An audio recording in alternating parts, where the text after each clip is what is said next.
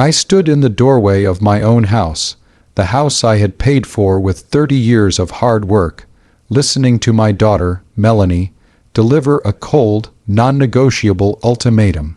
My son, David, a grown man of 32, had just been denied a massive business loan, and the bank had required my signature as a guarantor.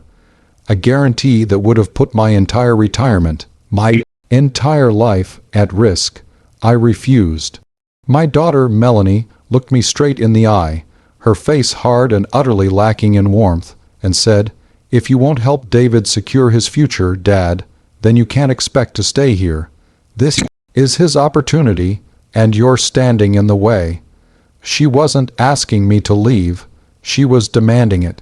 They both lived in the house I owned, had been living there rent-free for years, and now they were telling me that my refusal to risk financial ruin for my son's speculative business venture meant I was effectively homeless.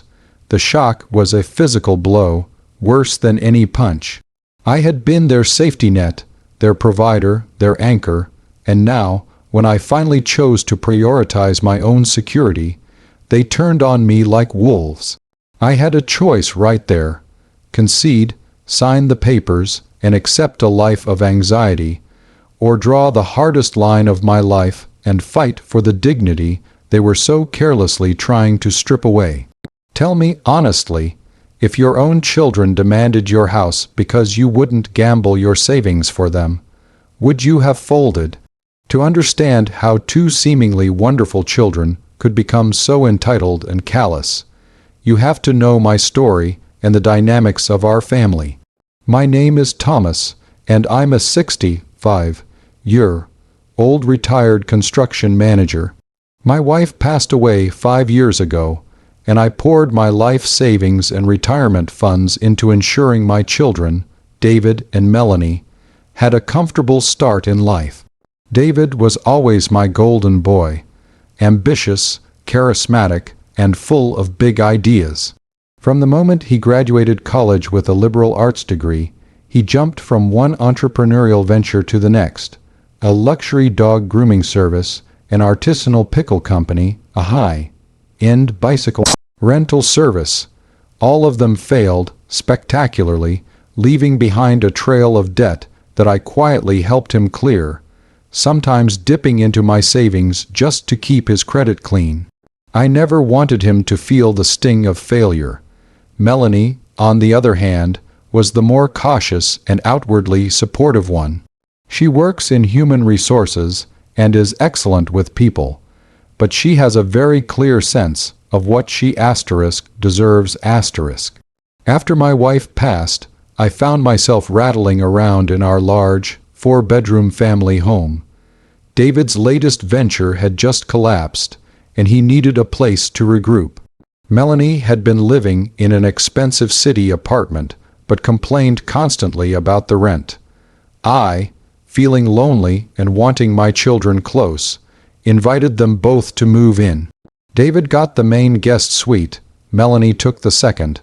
The agreement was simple: they would contribute marginally to utilities, help with upkeep, and, most importantly, be there for me. I wanted noise, laughter, and company. For a few years it was fine, if a little stifling. I paid the mortgage, which was nearly paid off, the major bills, and often cooked dinner. They treated the place less like a temporary stop and more like a permanent, all-inclusive resort. My requests for help with gardening or maintenance were often met with sighs and excuses about their busy work schedules. The whole situation came to a head 6 weeks ago when David presented his magnum opus, an app-based luxury vehicle booking service. He needed a $500,000 seed loan to secure the technology rights, hire developers, and market the concept. The pitch was slick, the projections were astronomical, and the whole presentation reeked of the same overconfidence that had sunk his previous 3 businesses. I listened politely, congratulating him on his enthusiasm, but when he handed me the loan paperwork, my stomach dropped. The bank, citing David's spotty financial history, required my signature as guarantor. That meant if David failed, I would be legally obligated to pay back the full $500,000. My house, my pension, my entire nest egg, gone. I took the papers and told David I would think about it. For 2 days, I didn't sleep. I consulted a close friend who is a financial planner. He looked at David's business plan, his past failures, and my financial situation, and gave me the unvarnished truth. Signing those papers would be financial suicide. My friend said, "Thomas, you're looking at a 90% chance of losing everything. David has a pattern of spectacular failure. You worked your entire life for this security. Do not risk it." I knew he was right. I couldn't rebuild at my age. I couldn't start over. I had to choose my own survival. The confrontation took place in the living room. David was pacing, expectant and brimming with false hope. Melanie sat next to him, silent, her presence a clear show of unity. I handed the papers back to David. "Son," I said, keeping my voice firm but gentle, "I can't sign this. I've looked at the risk.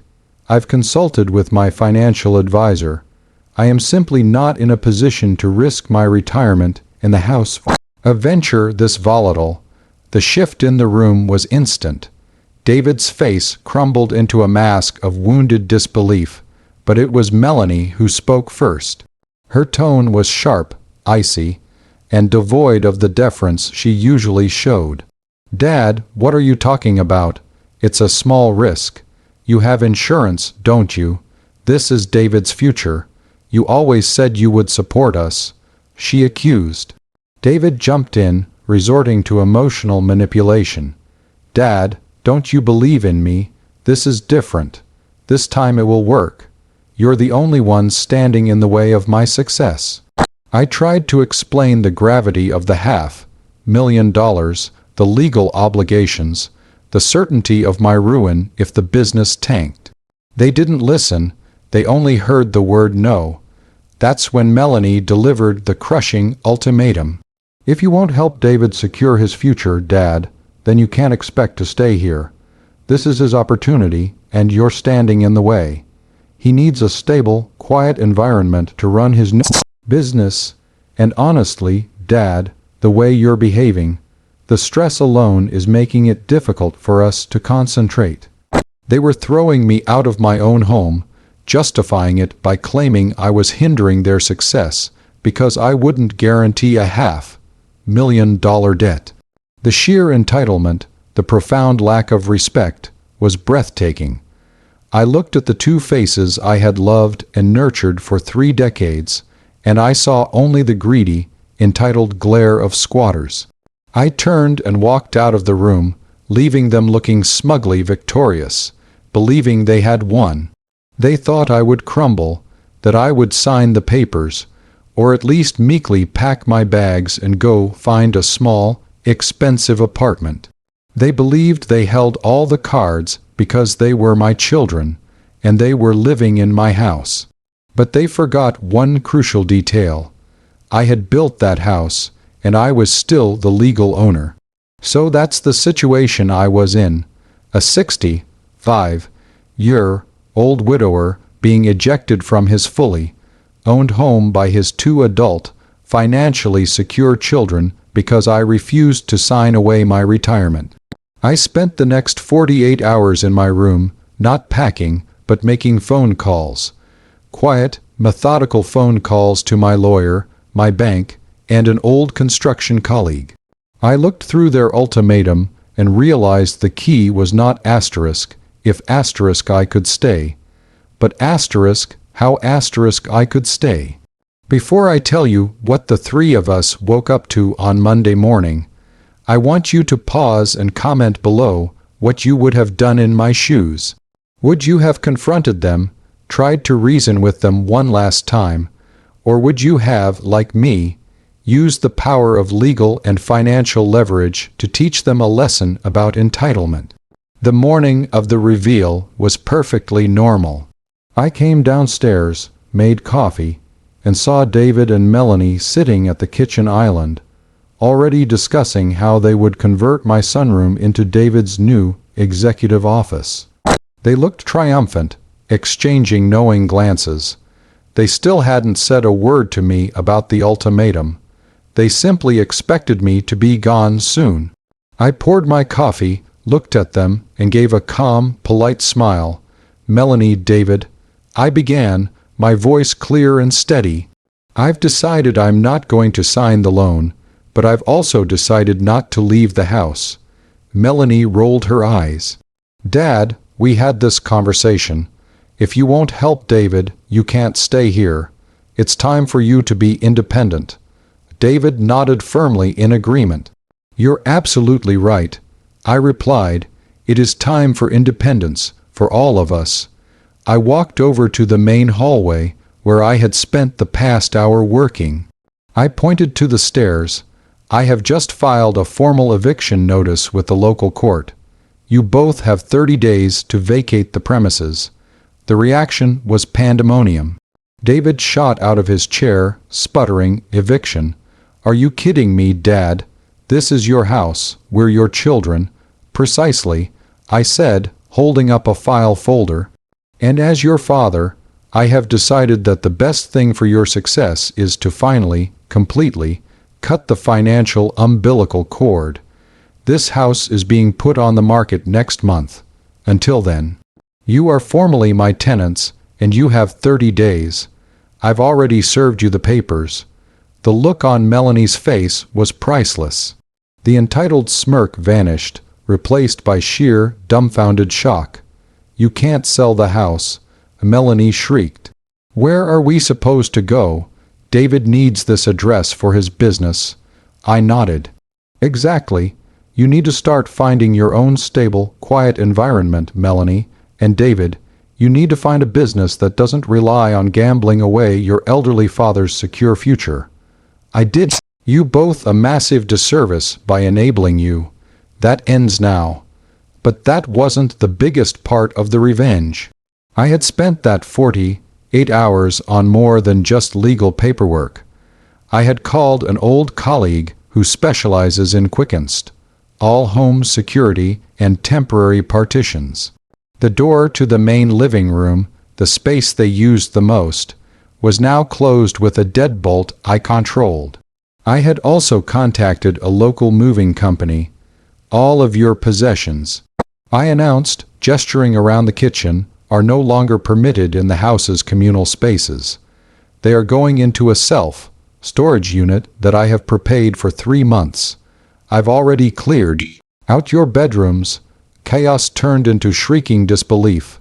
Melanie ran up the stairs. She came tearing back down, furious.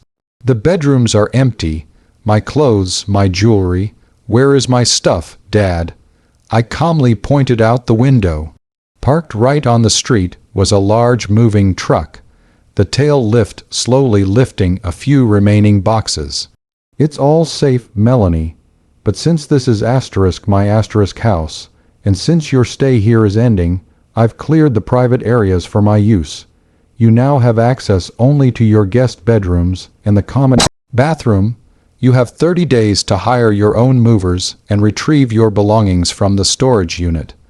David, resorting to his usual emotional appeal, started to cry. "You're destroying my life, Dad. You're making me homeless." I met his gaze, completely unmoved. "No, David, I am forcing you to be an adult. I'm forcing you to face the reality of your repeated failures without my endless safety net. And I am forcing you, Melanie, to realize that respect is not optional when living in someone else's generosity." The fallout was immediate, dramatic, and surprisingly clean. They tried to fight me legally, but the papers were watertight. I had been paying the mortgage, taxes, and insurance for years. They were simply guests. My lawyer easily shut down their claims. They tried to rally family support, painting me as a cruel, senile old man. But when I calmly explained to my sister and brothers-in-law that the core issue was their demand that I sign away $500,000 and my retirement security. My relatives were appalled by my children's audacity. They realized the truth. This wasn't about a bed. It was about entitlement and generational wealth transfer on demand. David's friends deserted him instantly when they realized his new company headquarters was actually his father's house, and his funding was non-existent. Without the loan, his luxury vehicle app collapsed before it even launched, proving my financial instincts were, once again, correct. Melanie was hit hardest by the logistical nightmare. Her expensive clothes and jewelry were safe, but the inconvenience of having to retrieve them and then find a last-minute, expensive apartment in the city was a crushing blow to her entitlement. They were both forced out exactly 30 days later. I stood on the porch and watched them drive away, not with sadness, but with a profound, aching sense of relief. I had lost my children, perhaps permanently, but I had saved my future, and more importantly, I had saved my dignity. I went straight to the bank and finalized the sale of the house. I could have stayed, but the place was poisoned with the memory of their betrayal. I took the substantial profit from the sale, paid off the last bit of the mortgage, and used the remaining funds to purchase a beautiful, maintenance-free condominium in a warmer climate, completely free of any financial encumbrance. I haven't spoken to David or Melanie in over a year. They occasionally send bitter, passive-aggressive text messages on holidays, always focused on their struggles. I respond with a simple, polite, wishing you the best. I found out through Daniel, my old friend, that David has finally gotten a steady, if boring, job at a logistics firm, and Melanie is still renting. They are surviving, standing on their own 2 feet, which is what I wanted all along, just not in the manner I had hoped. The house, my sanctuary, is gone, but I am free, I am safe, I am warm, financially secure, and surrounded by people who value me for who I am, not for what I own. I realized that my love for my children was actually blinding them with a suffocating safety net. By taking the house away, I gave them the gift of necessity and self-reliance, even though it cost me our relationship. So, that's the story of the father who evicted his own children, a story about the price of entitlement and the value of self-preservation. I hope my experience serves as a clear warning to all parents about the dangers of enabling adult children and the importance of drawing hard lines when your security is threatened. Like this video if you were on my side, if you think I made the only rational choice. Subscribe for more stories like this, stories that prove family can sometimes be the most painful business decision you ever have to make. And please, share your final thoughts on this whole mess in the comments section. Did I go too far, or did I save my own life? I'll see you all in the next story.